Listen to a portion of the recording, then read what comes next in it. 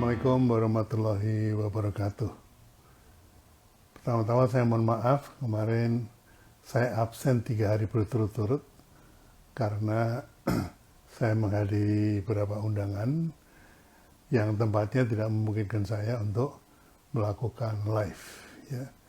Jadi terpaksa ingkar janji, untuk itu saya mohon maaf.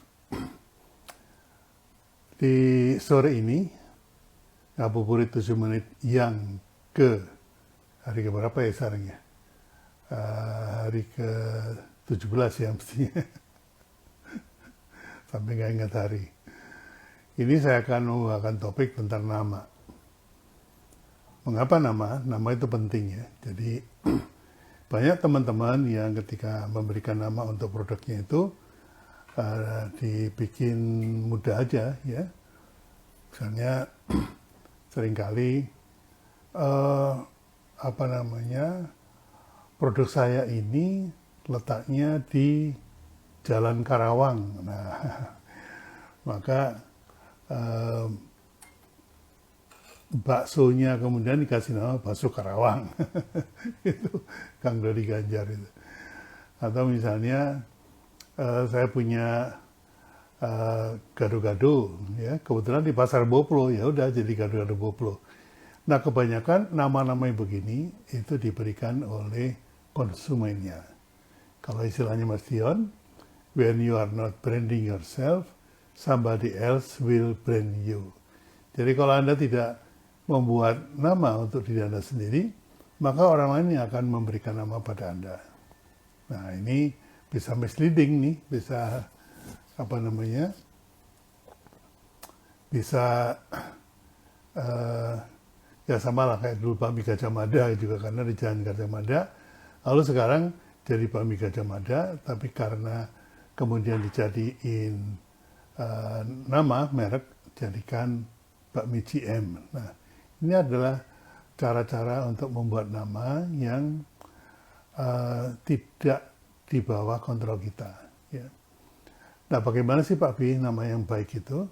Nama yang baik itu apabila mengandung 2 hal. Ya. Yang pertama, mengandung value dari produknya atau value dari brandnya.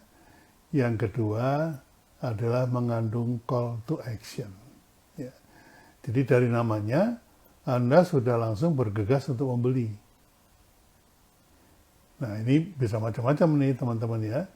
Jadi ini perlu kita pelajari. Itu memang ada di dalam workshop saya ada, dan malah di workshop saya itu nama itu merupakan langkah ke-12 dari 13 langkah, dan logo adalah langkah ke-13 dari 15 langkah. Jadi kelihatan bahwa sebelum membuat nama atau sebelum membuat logo sudah ada langkah-langkah strategis yang harus kita lakukan. Jadi bukan biasanya nih kalau teman-teman tuh bikin produknya udah jadi enak gitu ya, nggak lihat kanan kiri ada pesaing apa enggak, langsung kasih nama gitu ya. Nah banyak tuh kayak tahu petis Yudhistira, itu karena di Semarang itu adanya di Jalan Yudhistira. Jadi seperti itu. Nah yang bagus itu namanya gimana Pak Bi? Nama yang mempunyai call to action dan mempunyai value. Contohnya, nama sebuah produk untuk krim yang mengurangi rasa sakit. Nah, itu dikasih nama counterpin. Counterpin itu dari namanya sudah menunjukkan value-nya apa, benefit-nya apa, dan juga call to action. Ya. Counterpin, jadi melawan rasa sakit.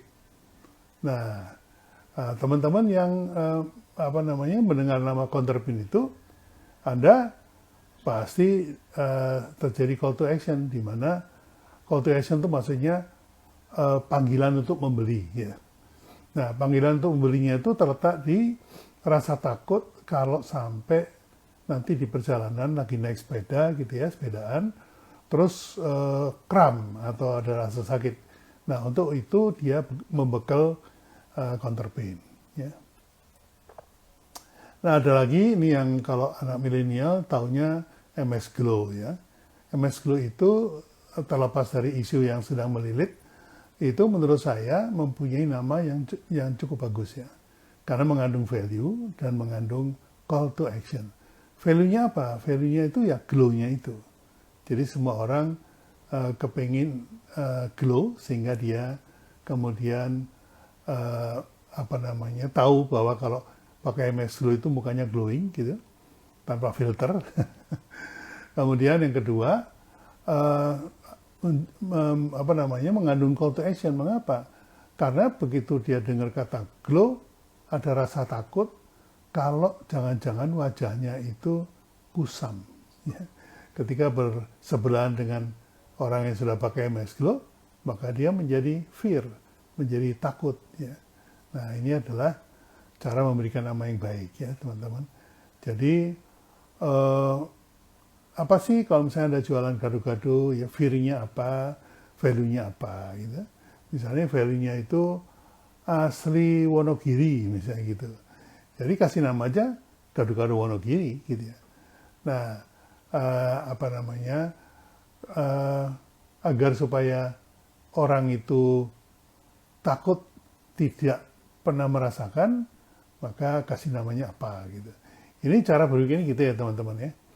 Nah, itu tentang nama atau merek ya. Nah, dalam marketing 1.0 di mana teman-teman UKM ini berkecimpung ya, dalam disiplin ilmu marketing 1.0 ini, brand itu baru bermakna 3. Yang pertama nama, yang kedua logo, yang ketiga adalah packaging. Dan ini adalah merupakan identitas dari produknya. Nama sebagai identitas dari produk. Nama dari identitas dari produk. Logo identitas dari produk. Packaging pun identitas dari produk. Nah, ini yang dilakukan oleh McDonald. Jadi McDonald itu sampai ada istilahnya brand identification. Yang sebetulnya itu marketing 1.0 banget ya. Masih mengacu kepada merek yang huruf M itu, sama kemudian mengacu kepada logonya yang huruf M itu, dan kemudian juga mengacu pada kemasannya. Ya. Nah, itulah teman-teman. Jadi pesan saya, kalau bisa jangan kasih nama produk itu nama anaknya. Kenapa dikasih nama anaknya? Oh, karena nanti bisnis saya ini saya mau turunkan kepada anak saya. Saya mau wariskan pada anak saya. Iya kalau sukses ya sampai anaknya besar, bisnisnya masih ada.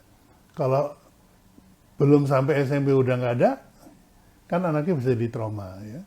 Kemudian ketika diwariskan gitu ya, itu pakai nama anaknya. Nah, belum tentu anaknya juga tertarik untuk melanjutkan usaha bapaknya.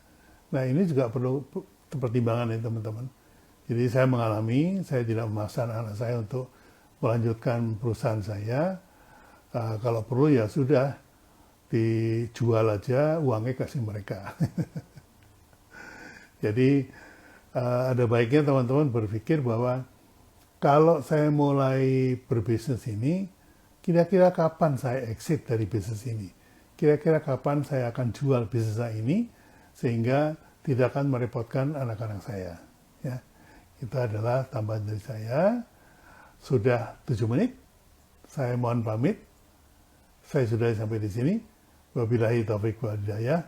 Wassalamualaikum warahmatullahi wabarakatuh. Selamat berbuka puasa.